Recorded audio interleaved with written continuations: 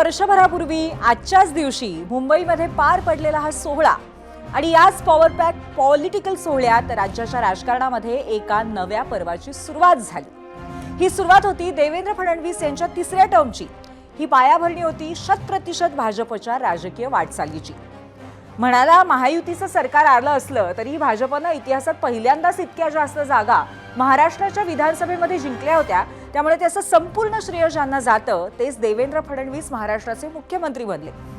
त्यांच्या सरकारला आज 1 वर्ष पूर्ण होतंय आणि त्याच वर्षाचा लेखाजोखा विश्लेषण आपण करणार आहोत। नमस्कार, मी पूर्वी भावे, झिरो आवर मध्ये आपलं स्वागत।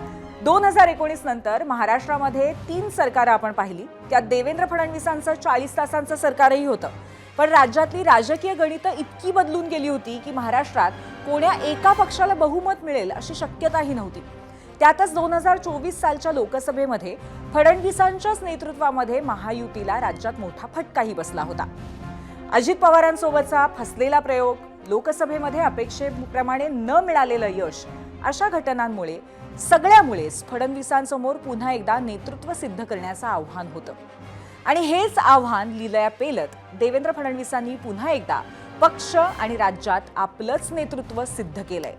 त्यांच्याच नेतृत्वात महायुतीनं ऐतिहासिक 232 जागा जिंकल्या। एकट्या भाजपनंही 132 जागा जिंकल्या। त्याच सरकारच्या शपथविधीला आज 1 वर्ष पूर्ण होतंय आणि त्याचं औचित्य साधत मुख्यमंत्री यांनी सर्वात पहिले महाराष्ट्राचे आभार मानले। महाराष्ट्राच्या जनतेचे मी शतशः आभार मानतो। आज 1 वर्ष पूर्ण झालेलं आहे। या 1 वर्षामध्ये महाराष्ट्राच्या जनतेला विकासाच्या मार्गाने नेण्याचा प्रयत्न आम्ही केलेला आहे। तसं जर मला विचाराल ना तर मला रात्री झोप याकरता येत नाही की मला खूप गोष्टी दिसतात, हे करायचं राहिलं, ते करायचं राहिलं, अशा अनेक गोष्टी आहेत। कारण 1 वर्षाचा काळ हा काही मोठा होत नाही, त्यामुळे निश्चितपणे खंत नाही आहे, पण एक मला असं वाटतं की उत्सुकता आहे किंवा एक अशी भावना आहे की बाबा अनेक गोष्टी आता करायच्या त्या आम्ही करू। महाराष्ट्राला विकासाच्या ट्रॅकवर आणण्यासाठी दिवस रात्र काम करू असं म्हणत मुख्यमंत्र्यांनी आजच्या दिवशीही छत्रपती संभाजीनगरमध्ये एका विश्वविक्रमाचे साक्षीदार ते बनले।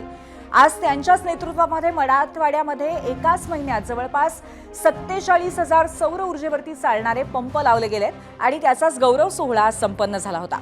त्यावेळी बोलताना मुख्यमंत्र्यांनी महाराष्ट्राचे आभार मानले। शेतकऱ्यांना लोड शेडिंग पासून कशी मुक्ती मिळेल याचा रोड मॅपही सांगितला। तर इकडे मुंबईमध्ये त्यांच्याच 100 पोस्टर्सचं भाजपकडनं प्रदर्शन भरवण्यात आलंय। त्यामध्ये नागपूरचे महापौर ते मुख्यमंत्री पदापर्यंतचे सगळे फोटोज आहेत। त्यात फडणवीसांची वेगवेगळी रूपही दिसतायत। मात्र आज खरी चर्चा झाली ती मंत्री मंगल प्रभात लोधा यांच्या वक्तव्याची। ते वक्तव्य आधी आपण ऐकूयात। 2014 में माननीय देवेंद्र जी आए थे, तब भाजपा कोई बहुत मजबूत स्थिति में नहीं थी, पर उसके बाद के अंदर आज ये स्थिति हो गई है कि जो किसी के बारे में नहीं कहा जा सकता वो देवा भाऊ के बारे में कहा जाता है कि भाजपा तो पूरा देवा भाऊ की है ही, पर महाराष्ट्र की सारी राजनीतिक पार्टियां कैसा चलती हैं वो देवा भाऊ तय करते हैं। तर फडणवीस सरकारच्या वर्षपूर्तीलाच मंगलप्रभात लोढांनी केलेल्या वक्तव्यामुळे राज्यात राजकीय चर्चांनाही उधाण आलेलं आहे। त्याचंही विश्लेषण आपण करणार आहोत, पण त्याआधी पाहूयात आज आम्ही विचारलेला पहिला प्रश्न। आपण आलोय पोल सेंटरला हा प्रश्न पाहण्यासाठी। आजचा आमचा पहिला प्रश्न आहे, भाजपच नाही तर इतर पक्षही देवेंद्र फडणवीसच चालवतात। मंत्री मंगलप्रभात लोढांच्या दाव्याशी सहमत आहात का? होय किंवा नाही अजूनही तुमचं मत तुम्ही नोंदवू शकता। आमचा प्रश्न लाईव्ह आहे। तर आता मंत्री लोढांच्या मते त्यांचे देवाभाऊ हे महाराष्ट्राच्या राजकारणातले सर्वात मोठे नेते आहेत। महाराष्ट्रातील इतर पक्ष कसे चालतील हे देवाभाऊच ठरवतात। आणि हे बोलत असताना त्यांनी मुंबईमध्ये भाजपचाच महापौर बसवणार अशी घोषणाही केली। आता त्यांच्या याच घोषणेवरती मित्रपक्षांकडून प्रतिक्रिया येणार नाही असं तर होणारच नाही, आणि प्रतिक्रिया आलीच। अजित पवारांना मुख्यमंत्री करणारच असा पण करणारे अमोल मिटकरी यांनी तर लोधांना टोला हाणला आणि आमच्यामुळेच महायुतीचं सरकार आणि भाजप पुन्हा सत्तेत आलंय असं म्हणत शिंदेचे आमदार संजय गायकवाडांनीही पलटवार केलाय। लोढा साहेबांनी त्यांच्या पक्षाची संस्कृती सांगितली असेल। मी राष्ट्रवादी काँग्रेस पक्षाचा कार्यकर्ता आहे। माझ्या पक्षाची विचारधारा शिवशाहू फुले आंबेडकर ही विचारधारा आहे। माझ्या पक्षाचा तळागाळात प्रामाणिकपणे काम करणारा कार्यकर्ता आणि माझ्या पक्षाचे नेते आदरणीय अजितदादा हेच आमचा पक्ष चालवतात. दुसऱ्याला कुणाला आमचा पक्ष चालवण्याची गरज नाही. मंगलप्रसाद लोढांचं हे मत वैयक्तिक असू शकते, कारण आमची शिवसेना पक्ष आमचे मुख्य नेते एकनाथ शिंदे साहेबांच्याच सांगण्याने चालतो. आमचा पक्ष कोणाच्या म्हणण्याने चालत नाही. आमच्या पक्षाचे तत्व वेगळे आहेत, आमच्या पक्षाचा अजेंडा वेगळा आहे. आम्ही हे खरं आहे की महाराष्ट्रामध्ये आम्ही महायुतीमध्ये आहोत आणि आम्ही जी क्रांती केली त्याच्यामुळेच आज भारतीय जनता पक्ष आणि महायुती सरकार महाराष्ट्रामध्ये आहे. तर महायुतीतल्या मित्रपक्षांच्या नेत्यांनी अशी उत्तरं दिली आहेत. आता पुन्हा एकदा आपण वर्षपूर्तीकडे वळूया. महायुती सरकारच्या वर्षपूर्तीला विरोधकांनी जोरदार टीका केली. माजी विरोधी पक्षनेते अंबादास दानवेंनी 15 मुद्द्यांची सोशल मीडिया पोस्ट करत हे सरकार 15 पातळ्यांवरती अपयशी ठरलंय असा मोठा आरोप केलाय. तर काँग्रेसचे नेते विजय वडेट्टीवारांनी वर्षभरामध्ये काय काय साध्य केलं याची श्वेतपत्रिकाच काढा असं आव्हान दिलंय. खरं तर विरोधकांची टीका आल्यानंतर सरकारकडूनही समाचार घेतला जाईल असं वाटलं होतं, मात्र नेमकं उलटं झालं. तर विजय वडेट्टीवारांच्या आरोपावरती आम्ही जेव्हा महसूल मंत्री चंद्रशेखर बावनकुळेंना विचारलं तर त्यांनी मिश्किल टोलाच हाणलाय. बघूया. मला एकूणच वाटते की सरकार वर्षभर म्हणजे वर्षभराची ही उपलब्धी सरकारच्या नाकर्तेपणाची उपलब्धी आहे, सरकारच्या अपयशाची उपलब्धी आहे. या अधिवेशनामध्ये एक श्वेतपत्रिका त्यांनी काढावी आणि श्वेतपत्रिकेच्या माध्यमातून उपलब्धी सांगावी, म्हणजे जनतेच्या पुढं वर्षभरातील सरकारच्या कामगिरीची माहिती जनतेपुढे उघड होईल. विजय वडेट्टीवारला जर खाजगीत विचारलं ते सांगतील की देवेंद्र फडणवीसचं सरकार सर्वात चांगलं सरकार आहे. राजकीय बोलावं लागतं, नाहीतर दिल्लीतून त्यांना मार पडेल म्हणून ते असे बोलतात. आज एकीकडे महायुतीकडनं विकास कामाचा पाढा वाचन सुरू झालं. वेगवेगळ्या जिल्ह्यांमध्ये कार्यक्रमांचं सुद्धा आयोजन केलं गेलं होतं आणि असं असलं तरी विरोधकांनी मात्र आजच्या संधीचं सोनं करत सरकारवरती टीका केली. पण एक प्रतिक्रिया चांगली चर्चेत राहिली, ती होती अजित पवारांच्या राष्ट्रवादीचे नेते अमोल मिटकरींची. त्यावर महायुतीमध्ये काय पडसाद उमटतील ते माहिती नाही, पण विरोधक मात्र महायुतीवरती नक्की टीका करू शकतात. बघूया. वर्षभर आम्ही कसे भांडलो, कसे एकमेकाचे पाय ओढले, कसे खेकड्यासारखे वागलो. महाराष्ट्राच्या स्वाभिमानाचं कोणतं काम तुम्ही केलं एवढंच दाखवा फक्त.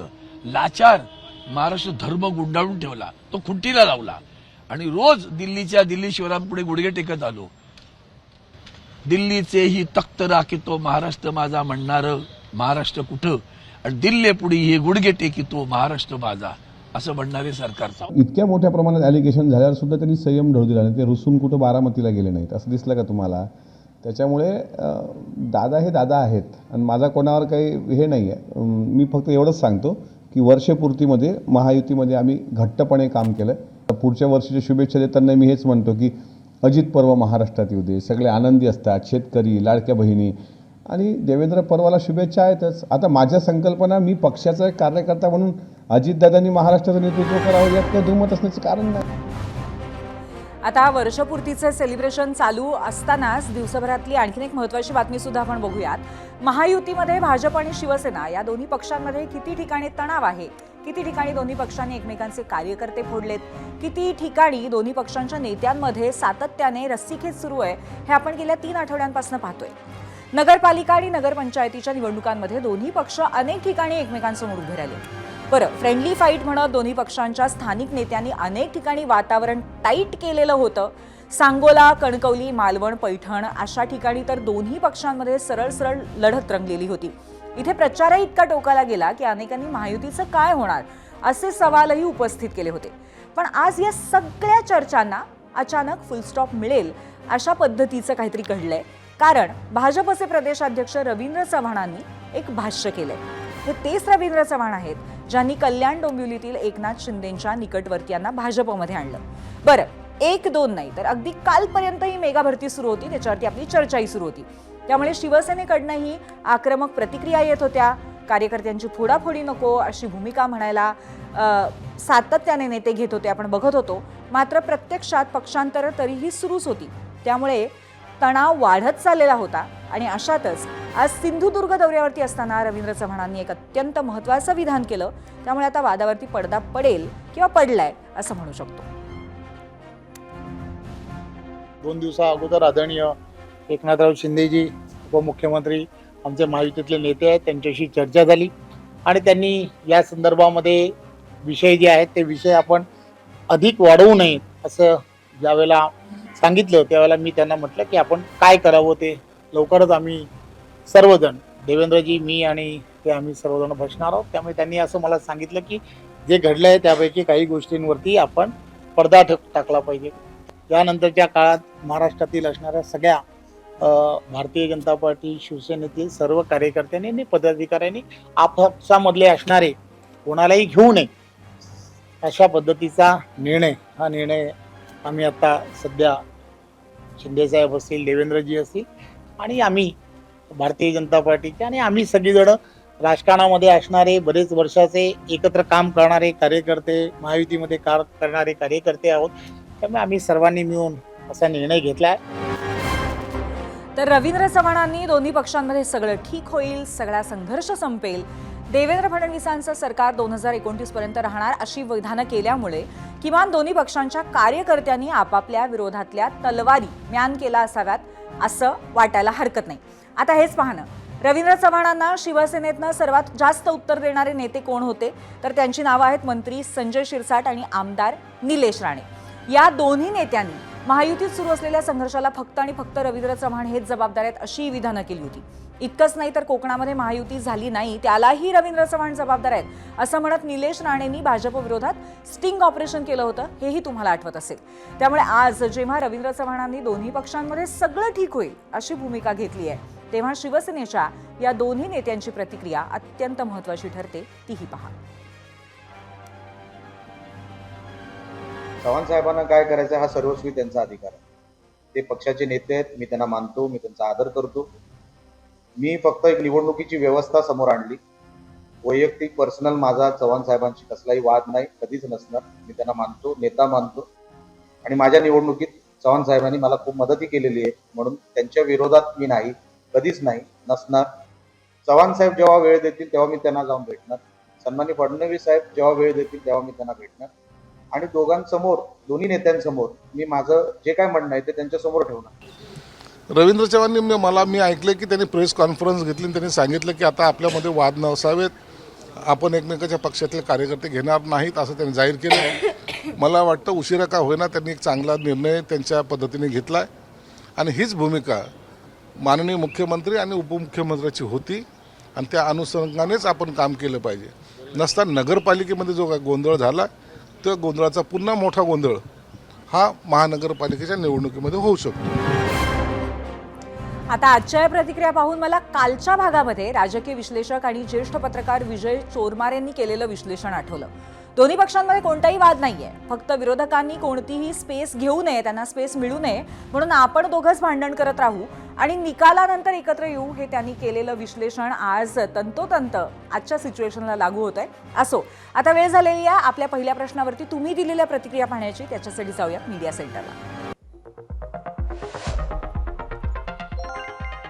एक्सवरून पहिली प्रतिक्रिया श्याम यांची आहे. देवाभाऊंशिवाय महाराष्ट्रातील राजकारणाचं पान हलत नाही हे वास्तव आहे. सर्वच पक्षात त्यांनी माणसं पेरली आहेत असं त्यांचं म्हणणं आहे. पुढची प्रतिक्रिया आहे जगन्नाथ पारकर यांची. एकदम बरोबर, महाराष्ट्रात फक्त देवाभाऊ. युट्यूबवरनं रत्नाकर यांची प्रतिक्रिया आहे. लोढांचं मत काही असो, त्यांच्यावर आमचा तरी विश्वास नाही. युट्यूबवरनं AB कासार म्हणतायत लोढांना बहुतेक शिंदेंची शिवसेना आणि अजित पवारांच्या राष्ट्रवादीबद्दल बोलायचं असेल. काही प्रमाणात सहमत आहोत कारण सध्या ते भाजपसह शिंदेंची शिवसेना आणि अजित पवारांची राष्ट्रवादी चालवतात, नितीन म्हणतायत युट्यूबवरनं.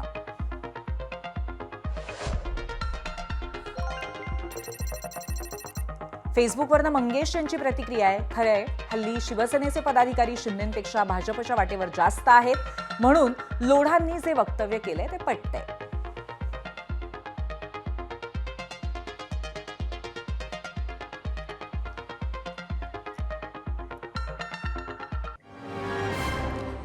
तर सरकारच्या वर्षपूर्तीवरती आपण चर्चा करणार आहोत. सोबतीला आज लोढांच्या वक्तव्यावरती ही चर्चा अर्थातच होणार आणि त्यासाठी आपल्या सोबत आहेत भाजपचे आमदार प्रवीण दरेकर, त्याचबरोबर राष्ट्रवादी शरद पवार पक्षाचे आमदार आणि प्रदेशाध्यक्ष शशिकांत शिंदे सुद्धा आपल्या सोबत असणार आहेत. पण तुर्तास आपण प्रवीणजींशी संवाद साधूया. प्रवीणजी, गेस्ट सेंटरमध्ये आपलं स्वागत आहे. आणि सरकारची वर्षपूर्ती झालेली आहे. खरं तर मी शशिकांत शिंदेंना हा पहिल्यांदा प्रश्न विचारणार होते, पण आता तुम्ही इथे समोर आहात तर मला असं विचारायचं आहे की तुमच्या सरकारच्या एका वर्षाच्या परफॉर्मन्सला तुम्ही 10 पैकी किती मार्क द्याल?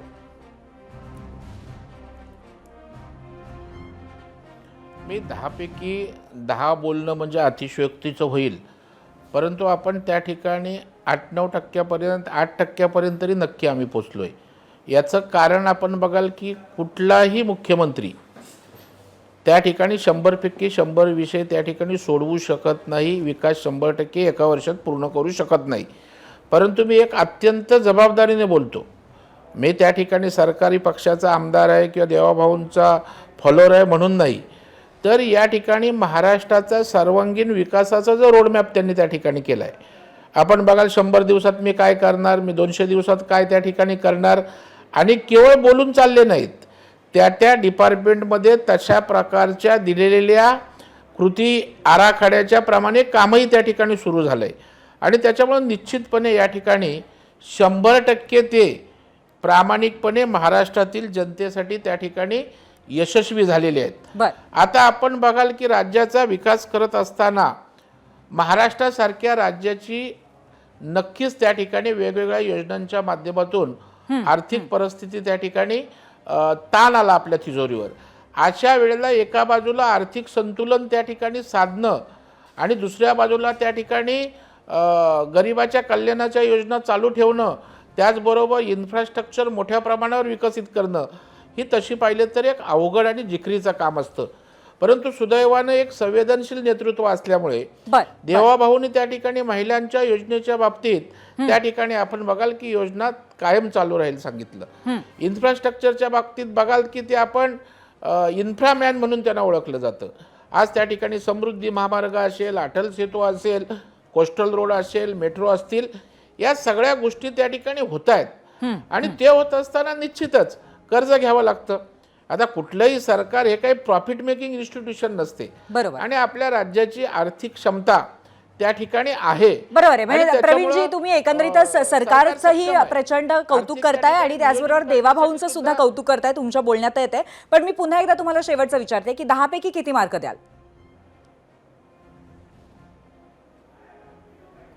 नाही बघा, मी काय बोललो, 10 पैकी 10 100% यशस्वी झालेत. पण तुम्ही दुसरं त्या ठिकाणी विचाराल की सगळे विकासाचे प्रकल्प पूर्ण झाले का, सगळ्या योजना पूर्ण झाले का, मुख्यमंत्री म्हणून ते या क्षणी 10 पैकी 10 मार्क्स मिळण्यायोग्य त्यांची कार्यपद्धती आणि त्यांचं पण ही फक्त मुख्यमंत्र्यांना मार्क आहे का महायुतीच्या पूर्ण सरकारला मार्क आहेत? फक्त मुख्यमंत्र्यांना मार्क आहेत का संपूर्ण सरकारला मार्क आहेत?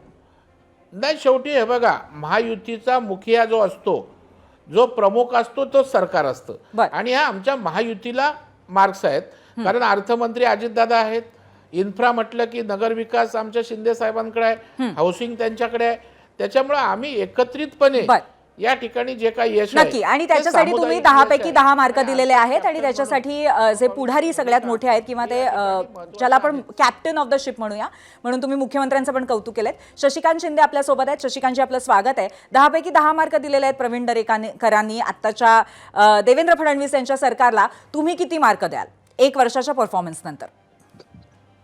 10 पैकी 0 आणि 1 आहे. त्यांना 10 पैकी 10 मार्क एवढ्यासाठी देईल की त्यांनी मित्रपक्ष जे आहेत त्यांच्यावर ज्या पद्धतीने कमांड करण्याचा प्रयत्न केला कुरघोडी, त्यामध्ये त्यांना 10 पैकी 10 मार्क देईल. 1 मी सकाळी बऱ्याच वर्तमानपत्रामध्ये सरकारच्या कामगिरीबद्दलचं असलेलं विश्लेषण बघत होतो. आता सुद्धा एका चॅनलवर बघितलं, बेरोजगारी, शेतकऱ्यांची आत्महत्या, पूरहानी वगैरे बऱ्याच ठिकाणी चर्चा झाल्या. मला आश्चर्य वाटतं, म्हणजे मी राजकारण म्हणून बोलत नाही, मी पण जनतेमध्ये फिरत असतो. मला असं वर्षभराच्या कालावधीमध्ये एक ठोस निर्णय असा दाखवू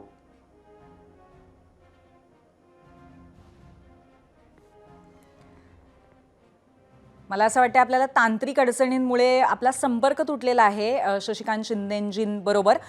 पुन्हा एकदा प्रवीणजींकडे येते. प्रवीणजी, तुम्ही म्हणालात की 10 पैकी 10 मार्क आणि त्याचबरोबर तुम्ही खूप मोठ्या प्रमाणावरती मुख्यमंत्र्यांचं सुद्धा कौतुक केलं.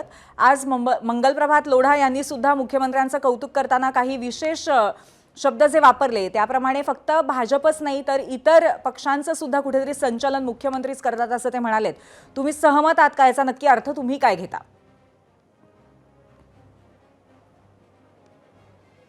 नाही, त्याचा आपण या विषयाकडे कसा अर्थ काढतोय ते आहे.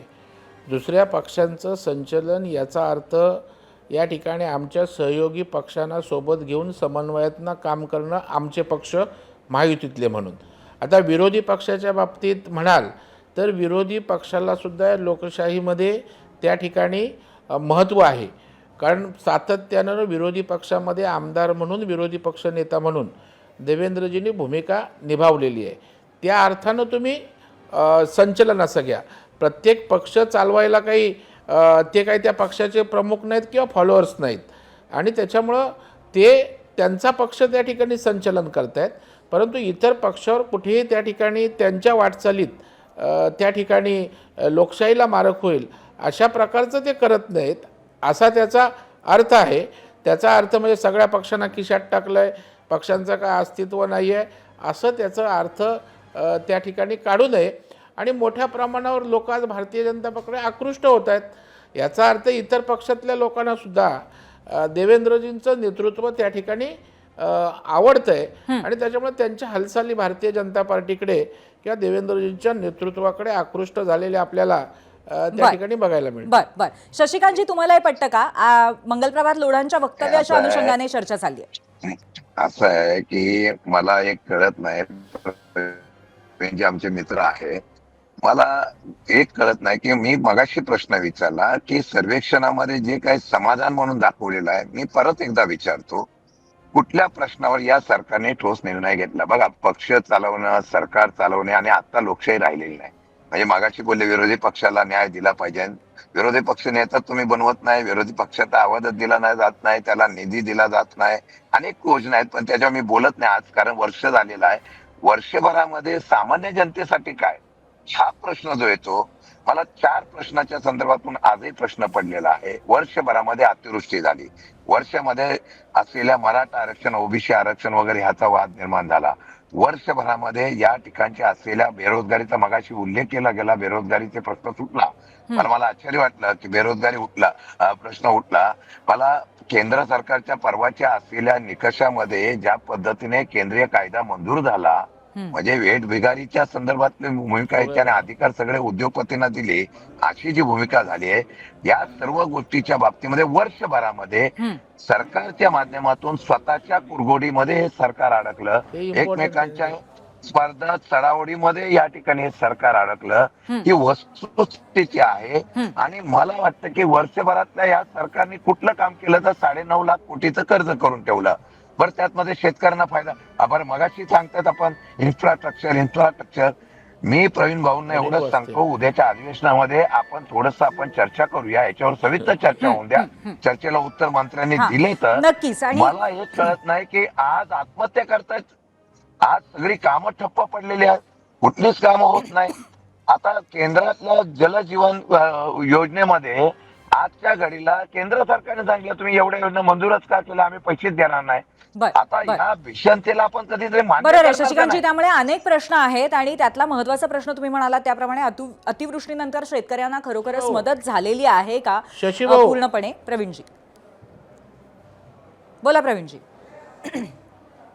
नाही, मला वाटतं शशीभाऊ आता ते विरोधी पक्षाचे प्रदेशाध्यक्ष आहेत, त्याच्यामुळे ते सरकारच्या विरोधात पडणं स्वाभाविक आहे. शशीभाऊ छातीवर हात ठेवून सांगा की उद्धवजी ठाकरेंच्या 2.5 वर्षाच्या कालावधीमध्ये किती त्या ठिकाणी इरिगेशनच्या सुप्रमा आपण त्या ठिकाणी दिल्यात, 3-4 पण नाहीत. देवेंद्रजींच्या काळामध्ये पाटबंधारेचे प्रकल्प सुप्रमा देऊन चालू केलेले अनेक आहेत. तुम्हाला मी लिस्ट देतो शशिकांत शिंदे साहेब. त्याच्यामुळे आता कराडचं तुमचं घ्या ना, तुमचा त्या ठिकाणी पैसे कुठं आमच्या आहे? जयकुमार गोरेंच्या अहो, मतदारसंघातला मंजूर केले, जे कटाव प्रवीण प्रकल्प भाऊ. किती दिवस होता? ऐका ना. मी किती एक अहो, सोडून नाही मी ना 15-20 पैसे. नावं तुम्हाला देईन. हा झाला अहो, पैसे इरिगेशनचा नाहीयेत प्रश्न. ना. सुप्रमा दुसरा मला काय प्रश्न करायचंय? पैसे. माझं शशिकांतजी ऐका, तुम्ही बोलात ना एक बरं, काम ठीक आहे. दाखवा. टाका बोलतो अहो मी. प्रकल्प झालेत ना तुमच्याकडे, सुरू झालेत, काम मार्गी लागलंय. आणि मी सांगतो शशिकांतजी जरा ना, माझा मी ऐका, त्याच्या नंतर तुम्ही बोलायचं मला बोला. संधी. तुम्ही एक बरं, बोललात ठीक ना, आहे. मी त्या ठिकाणी 10 कामं सांगतो. ठीक आहे. आपण समृद्धी बोला. महामार्ग कधी झाला? आताच झाला ना. तुम्ही 2.5 वर्षाच्या कालावधीमध्ये काय केलं आणि 1 वर्षाच्या कालावधीत काय झालं याची करू ना आपण तुलना त्या ठिकाणी. आज त्या ठिकाणी लाडक्या बहिणींच्या संदर्भात असेल, आज शशीजी आज हाऊसिंगमध्ये तुम्ही सांगा मला, हाऊसिंगमध्ये निर्णय झाले नाहीत म्हणून. आज हाऊसिंग सेक्टरमध्ये मोठ्या प्रमाणात घरंही अवेलेबल झालेत. SRAचा त्या ठिकाणी स्पीड वाढला आहे, क्लस्टर डेव्हलपमेंट होत आहे. अजून 300 वर्ष नाही तर त्या ठिकाणी झोपडीतल्या लोकांना घरं मिळणार बरं, नाही. प्रवीणजी तुम्ही मग एकंदरीत cluster हा योजना सगळ्या प्रगतीचा यात, वेग सांगताय, पण वीस- शशिकांतजींना त्याच्यावरती काहीतरी म्हणायचं आहे, त्यांचा आक्षेप आपण ऐकूया. होतंय. हा, शशिकांतजी बोला. मी प्रवीण भाऊ म्हणाले, प्रवीण भावाने सुद्धा छातीवर ठेवून सांगावं, पूर्वीच्या प्रकल्पाची कॉस्ट जी काढली जायची इस्टिमेट आणि आत्ताच्या निघालेल्या इस्टिमेट 2.5 वर्षापूर्वी जर तुम्ही सातत्याने म्हणताय, मागच्या 2.5 वर्षामध्ये 20% अभावाने तुम्ही टेंडर काढली गेली. 20% अभावाने ती टेंडर भरली गेली. महानगरपालिकेच्या FD मोडल्या गेल्या, वेगवेगळ्या खात्यातल्या FD मोडल्या गेल्या. एवढंच नव्हे प्रवीण भाऊ, आत्ताच्या घडीला तुम्ही जरी सांगताय तरी तुम्ही आता हॅम मधली कामं घेतली गेली. मी उदाहरण सांगतो, निवडणुकीच्या अगोदर हॅम मध्ये महाराष्ट्रामध्ये कामं तुम्ही केली. ह्या आम्हाला आता पैसे नाही आहेत, प्राधिकरणाच्या ह्याला पैसे नाही आहेत. तुम्ही जल संपदाची कामं सांगले, पैसे नाही आहेत. बजेटमध्ये तुम्ही तरतूद किती 8,000 आणि 9,000 कोटीची केली आहे आणि प्रमा तुम्ही मंजूर केल्यात 1,00,000 कोटीच्या, 20,000 50,000 कोटीच्या. कशात तुम्ही कामं पूर्ण करणार? कोण कामं करायला मागत नाही, कॉन्ट्रॅक्टरने हात टेकलेले आहेत. ही वस्तुस्थिती तुम्हाला मान्य करावं लागेल. रवींद्र भाऊ, दुसरी गोष्ट, तुम्ही इन्फ्रास्ट्रक्चरवर बोलता. मी आजही सांगतो, धोरण हे सर्वसामान्य जनतेसाठी असावं. धोरण उद्योगपतीसाठी आणि बिल्डरसाठी असलं की त्यामध्ये मला सांगा, तुम्ही आता एक विषय काढला म्हणून सांगतो, तिजोरीमध्ये पैसे जमा झाले पाहिजे का तिजोरीतले पैसे जमा होण्याची जी स्पेस आहे, तिजोरीतला पैसा जमा होण्यासाठी जो स्पेस आहे तो मोकळा करून त्याला सूट दिली पाहिजे. गेल्या वर्षभरामध्ये सरकारने, मागच्या 2 वर्षाचं तर मी बोलतच नाही, त्यामध्ये 2.5 लाख कोटी रुपये तुम्ही कर्ज वाढवून ठेवलंय. मागच्या 1 वर्षाच्या कालावधीमध्ये तुम्ही एवढ्या उत्पन्न येणार होतं तिजोरीत, त्याला खास म्हणून सूट दिली. याच्यामध्ये तोटा झाला तो सर्वसामान्य जनतेचा झाला, सरकारचा झाला. ते पैसे तिजोरीत जर आले असते तर 100% या जनतेला. शशिकांतजी, म्हणजे एकंदरीतच सरकारवरती वाढत चाललेला कर्जाचा बोजा आणि तिजोरीत असलेला खडखडाट, पण त्याचबरोबर प्रचंड योजना मात्र चालू केलेल्या आहेत. त्याच्यासाठी पैसा कुठून येणार असा प्रश्न आहे. प्रवीणजी काय म्हणाल? नाही, आणि योजनेमध्ये उत्पन्न मिळणार ते उत्पन्न सोडून टाकलं नाही. नाही, मला वाटतं हे बघा, सरकार त्या ठिकाणी सक्षम आहे, पैसे उभं करण्याची क्षमता त्या ठिकाणी आहे आणि त्याच्यामुळे आपण बघाल की आर्थिक बाबतीत त्या ठिकाणी ताळमेळ आणण्याचा प्रयत्न देवेंद्रजी त्या ठिकाणी करतायत आणि त्याच्यामुळं मला वाटतं. हॅलो, बोला, तुमचा आवाज येतोय प्रवीण. हॅलो, बोला प्रवीणजी, तुमचा आवाज येतोय. आवाज कट करतो. हॅलो, हे बघा, आपण आर्थिक बाबतीत त्या ठिकाणी आता एका चॅनलनी कौल घेतला, त्याच्यामध्ये जवळपास 60% लोकांनी सांगितलं की त्या ठिकाणी आर्थिक सक्षमतेनं या ठिकाणी सरकार काम करते. तुम्ही बघा की देवेंद्रजींनी वाईटपणा घेतला, आपल्या आमदारांचा वाईटपणा घेतला, काही योजनांना कात्री लावली. लाडक्या बहिणींच्या संदर्भात काही महिला त्या ठिकाणी कर्मचारी असताना, IT भरत असताना त्यांनी लाभ घेतला होता, त्या ठिकाणी तोही वाईटपणा घेतला. कारण जर तुम्हाला शिस्त लावायची असेल तर त्या ठिकाणी कठोर निर्णयसुद्धा त्या ठिकाणी त्यांनी घेतले.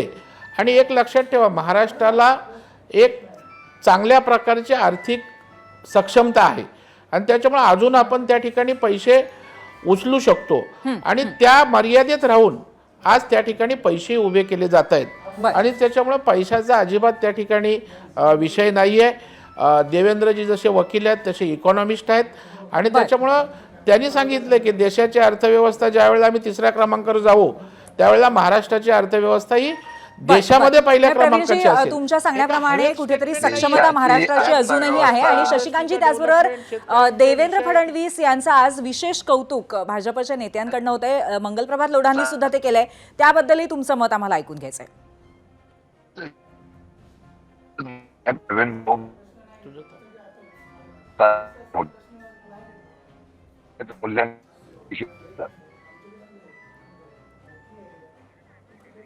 नाही, शशिकांतजी, तुमचा आवाज नीट येत नाही. तुम्ही प्रवासात आहात, परंतु एकंदरीतच आज हा विषय अत्यंत महत्त्वाचा होता विविध अंगाने, आणि त्या अनुषंगाने तुमच्याकडनं दोघांकडनंही आम्हाला माहितीही कळली आणि तुमची मतही कळली.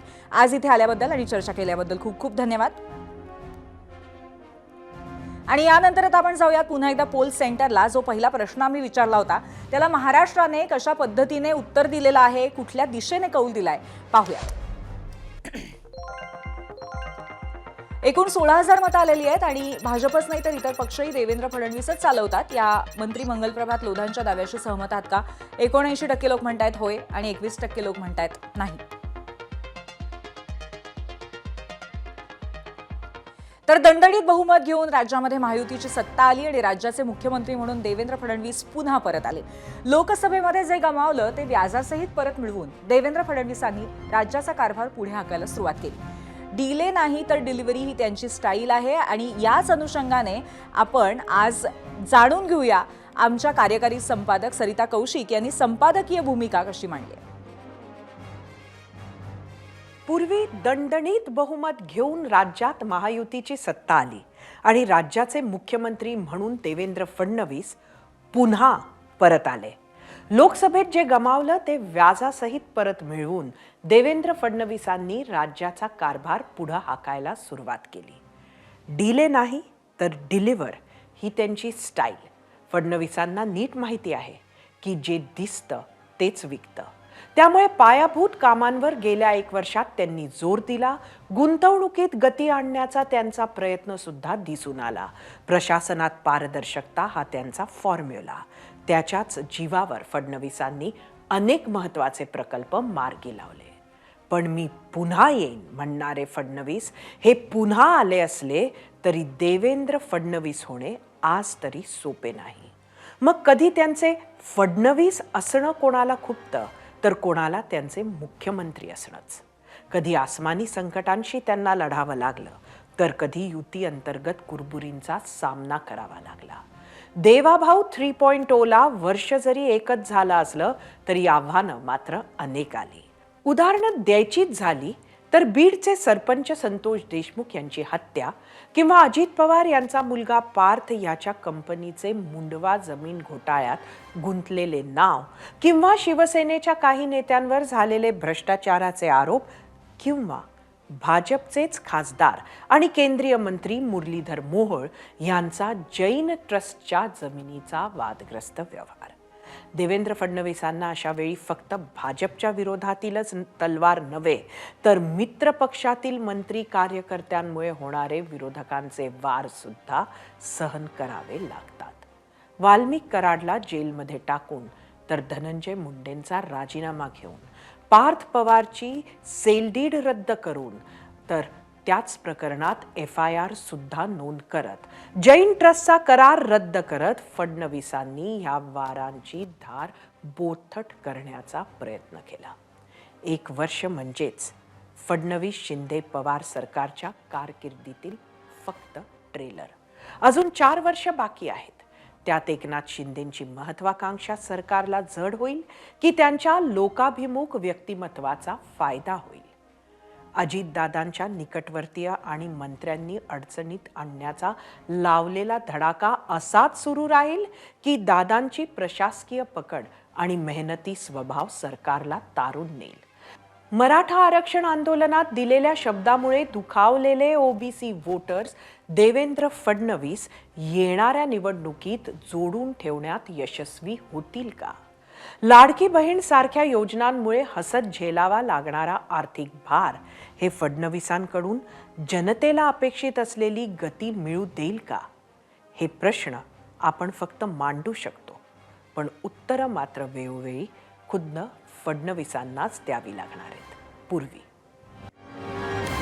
धन्यवाद सरिता. तर आज फडणवीस सरकारला 1 वर्ष पूर्ण झालं आणि त्याची चर्चा महाराष्ट्रभरात झाली हे खरं आहे, पण त्याही पेक्षा जास्त आजचा दिवस गाजवला तो शिक्षकांनी. महाराष्ट्राच्या कानाकोपऱ्यामध्ये आज हजारो लाखो शिक्षक रस्त्यावरती उतरले होते. प्रामुख्याने टीईटी म्हणजेच शिक्षक मान्यता चाचणी किंवा टीचर एलिजिबिलिटी टेस्टची सक्ती शिक्षकांना अमान्य असल्यामुळे हे आंदोलन झालं. शिक्षक संघटनांच्या पुढाकाराने शिक्षकांनी 1 दिवसाची रजा टाकून आंदोलन केलं, त्यामुळे शाळाही बंद ठेवाव्या लागल्या. दरम्यान आंदोलनात सहभागी होणाऱ्या शिक्षकांवरती वेतन कपातीची कारवाई करण्याचं पत्रही काढण्यात आलं, त्यामुळे संघटना आणखी नाराजही झाल्या. शिक्षकांच्या नेमक्या मागण्या काय आहेत हे आपण पाहणार आहोत. शिवाय आंदोलनाचा आढावाही घेऊ, पण मुळात ज्या टीईटीमुळे शिक्षक समुदाय इतका अस्वस्थ झालाय त्या चाचण्या घेण्यामागची भूमिका काय आहे ते पण आपण समजून घेऊया. टीईटी म्हणून ओळखली जाणारी शिक्षक पात्रता परीक्षा ही पात्रता परीक्षा आहे जी सरकारी शाळांमधील शिक्षकांच्या भरतीसाठी दरवर्षी घेतली जाते. शिक्षण क्षेत्रामध्ये सुधारणा घडवून आणण्यासाठी सरकारने शिक्षक भरतीसाठी टीईटी परीक्षा घेतली आणि टीईटी परीक्षा राज्य सरकार तर सीटीईटी परीक्षा केंद्र सरकार घेत असतं. या परीक्षेमध्ये उत्तीर्ण होणारे उमेदवार पात्र मानले जातात आणि सरकारी शाळांमध्ये शिक्षक भरतीसाठी नियुक्त केले जातात. अध्यापनातला शिक्षणातला दर्जा सुधारण्यासाठी 2011 मध्ये टीईटी परीक्षा सुरू करण्यात आली आहे आणि त्याची 3 उद्दिष्ट आहेत महत्त्वाची. शिक्षकांच्या गुणवत्तेसाठी आणि भरतीसाठी राष्ट्रीय पातळीवरती एक बेंचमार्क आणि मानकं तयार करणं, एक स्टँडर्ड तयार करणं, शिक्षक शिक्षण संस्था आणि त्यांच्या विद्यार्थ्यांच्या कामगिरीच्या दर्जामध्ये आणखीन सुधारणा करण्यासाठी प्रोत्साहन देणं आणि शिक्षकांच्या गुणवत्तेवरती सरकारचं विशेष लक्ष आहे हे कुठेतरी सातत्याने जाणवून देणं हा पण त्याचा महत्त्वाचा भाग आहे. परंतु असं असतानाही या परीक्षा अमान्य आहेत शिक्षकांना आणि या संदर्भामध्ये शिक्षकांचं काय म्हणणं होतं, त्यांच्या काय अडचणी होत्या तेही आपण पाहूयात.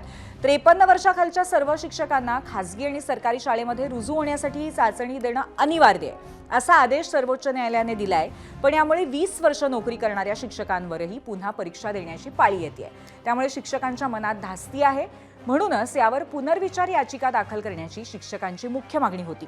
याबरोबरच शैक्षणिक वर्ष चालू असताना अचानक संच मान्यतेचे अन्यायकारक निकष लावले जात आहेत. त्यानिमित्ताने हजारो शिक्षकांना अतिरिक्त ठरवलं जात आहे. त्यामुळे विषयाला शिक्षकच उरणार नाहीत, शाळांचं संपूर्ण नियोजन कोलमडेल अशी भीती शाळांना आहे. त्यामुळे अतिरिक्त शिक्षकांचं समायोजन करण्याची प्रक्रिया पुढे ढकलावी असंही शिक्षकांचं म्हणणं होतं. या व्यतिरिक्त आणखीन शिक्षकांच्या मागण्या काय काय आहेत ते आपण मीडिया सेंटरला पाहूयात.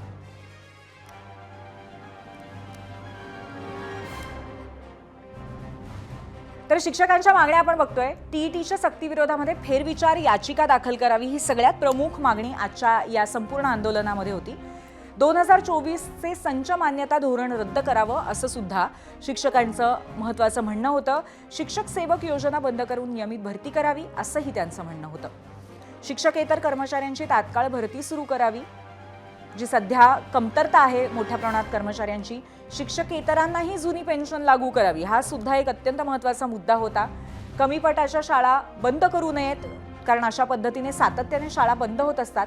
शिक्षकांनाही 10, 20, 30 वर्षानंतरची सुधारित 3 वेतन लाभाची योजना लागू करावी. विषय पदवीधर शिक्षकांना पदवीधर वेतन श्रेणी भेदभाव न करता मंजूर करावी.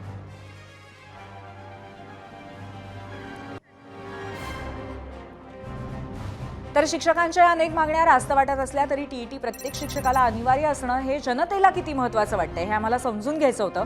म्हणून आम्ही याबद्दल आणखीन एक प्रश्न विचारलाय. हा प्रश्न पाहूयात पोल सेंटरला. आजचा आपला दुसरा प्रश्न आंदोलनाच्या अनुषंगाने टीईटी विरोधात शिक्षक संघटनांचं राज्यव्यापी आंदोलन. टीईटी परीक्षा रद्द करण्याची मागणी आपल्याला पटते का? होय आणि नाही असे 2 पर्याय होते. थोड्याच वेळात आपण याचा कौलही पाहणार आहोत.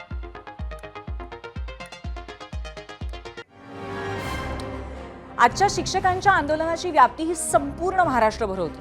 विदर्भामध्ये अगदी गोंदियापासून मुंबईपर्यंत वाया अमरावती, नांदेड, नाशिक, पुणे, कोल्हापूर सगळीकडे शिक्षकांनी एकजूट दाखवली आणि आपल्या मागण्यांना बळ दिलं. आंदोलकांनी मागण्या केल्या आणि शिक्षकांनी या पुढे करत असताना आंदोलनामध्ये सहभागी होणाऱ्या शिक्षकांचा 1 दिवसाचा पगार कापण्याच्या सरकारचा जो निर्णय होता त्यावर सुद्धा नाराजी आंदोलकांची पाहायला मिळाली.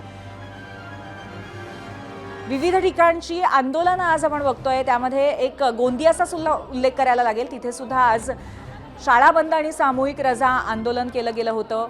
तिथे जिल्हाधिकारी कार्यालयावरती मोर्चा नेण्यात आलेला होता.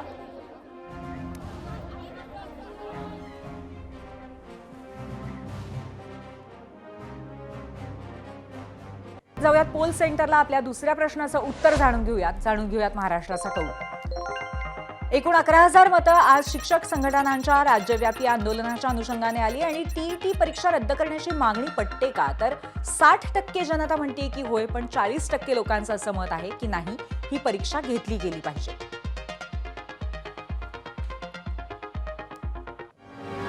आणि याबरोबरच 0 अवरमध्ये आज आपण इथेच थांबतोय. यानंतर भेटणार आहोत सोमवारी एका नव्या विषयासह. पाहत रहा एबीपी माझा.